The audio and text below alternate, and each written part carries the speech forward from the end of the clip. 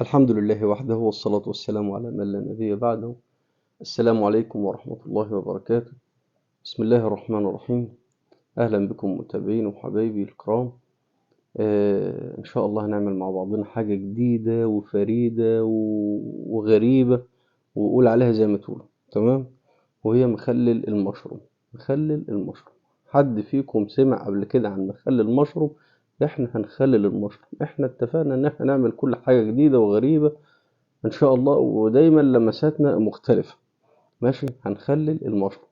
تمام، دي الاضافة الجديدة لانواع المخللات في عالم المخللات، حاجة جديدة كده في عالم المخللات. ماشي، تعالوا نشوف مع بعضنا ازاي نعمل المشروم بطريقة سهلة وبسيطة وسريعة وما بياخدش وقت معانا. ماشي. هنجيب المشروم بتاعنا طبعا متنضف. تمام.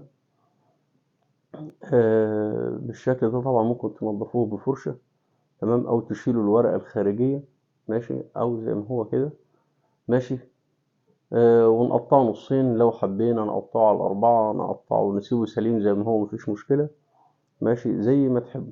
تمام، أنا هقسمه نصين. والحتة الجزء اللي هي زي الجدر الصاج بتاعه دي برضه إيه أقطعها كده، يعني إيه. لو عايزين تسيبوها عادي مفيش مشكلة، هي مش هتترمي عامة، هي كده كده تتخلل معانا. ماشي، ومعانا هنا كام سلايز ليمون، كام شريحة ليمون كده. هنخليهم برضه إيه معاها. تمام. دي الكمية اللي احنا هنعملها على قد الايه البرطمان بتاعنا. ماشي، طبعا لو عايزين تزودوا الكمية براحتكم زي ما تحبوا تعملوها يعني. ماشي. وده شوية فلفل كده ايه، احمر سلايز لو حبينا. تمام، عشان يدي منظر معانا وفي نفس الوقت يدي ايه، طعم شوية. تمام، طعم الشطة الخفيف. ماشي. في البرطمان بتاعنا طبعا متعقم بمية سخنة كده أو خل، يتغسل غسلة كويسة بالمية السخنة أو شوية خل فيه كده. ماشي. ليه؟ بحيث إن هو ما يعملش ريم أو بكتيريا في المخلل. علشان المخلل ما يعملش معانا، دي معلومة بقى، معلومة جديدة.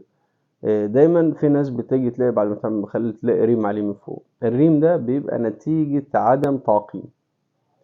انا دلوقتي هعمل المخلل في البيت، انا كأني مصنع، هتعامل زي المصنع بيعمل ايه؟ بيعقم الحاجة اللي بيعمل فيها المخلل، لازم تتعقم. ماشي، والخضار بتاعي يكون نظيف، كل حاجة تكون نظيفة. ماشي، واكون غاسل او لابس كلافز، او على الاقل اكون كل شغال بكل حاجة بنظافة. ماشي. دي كمية المية بتاعتنا. تمام، اللي احنا هنخلل بيها مية باردة عادي، لان المشروم مش مستحمل ان هو ياخد مية سخنة، لان هو ما بيستحملش، ضعيف. تمام. عملنا كمية المية. طبعا قد ايه المية وقد ايه الخل؟ كوباية المية عليها معلقة، يعني كوباية المية عليها معلقة خل، معلقة ملح قصدي. تمام، معلقة ملح. ماشي. ومعلقتين خل على كوباية المية. بظبط الملح بتاعي وادوقه. ماشي. آه، وادوبه كويس كده، وبعد كده هزود الخل، ده الخل بتاعنا. ماشي. طبعا انا مش بعاير. طبعا انا بقول لكم بالمعلقه ليه، عشان لو حضراتكم عايزين تعرفوا المقادير قد ايه، بس انا مش بعاير لان انا عارف. وبعمل مخللات كتير يعني، فعارف الكميات قد ايه. ماشي. او بدوق، يعني بعمل وبدوق بحيث ان انا اظبط طعم الميه وطعم الخل مع بعض. ماشي. واحط الكميه، حطيت الحاجات بتاعتي، المشروم في البرطمان. وزي ما اتفقنا قبل كده ان انا لازم اخلي الميه زياده. طبعا انا اقفل الغطا الاول، وبعد كده اقلبه كده شمال ويمين بحيث ان انا اطلع الفراغات الهواء اللي فيه. انا دلوقتي قفلته واقلبه كده شمال ويمين، شايفين كده الفراغات الهواء اللي بتطلع دي؟ انا مش عايز يكون فيه هواء، لان لو فيه هواء انا اديت فرصة للبكتيريا ان هي تنمو فيه. فاحنا مش عايزين تبقى فيه بكتيريا، نطلع فراغات الهواء. شوف المية قلت ازاي، وبعد كده ازود المية. تمام. وايه بعد كده اقفل بقى على كده. تمام.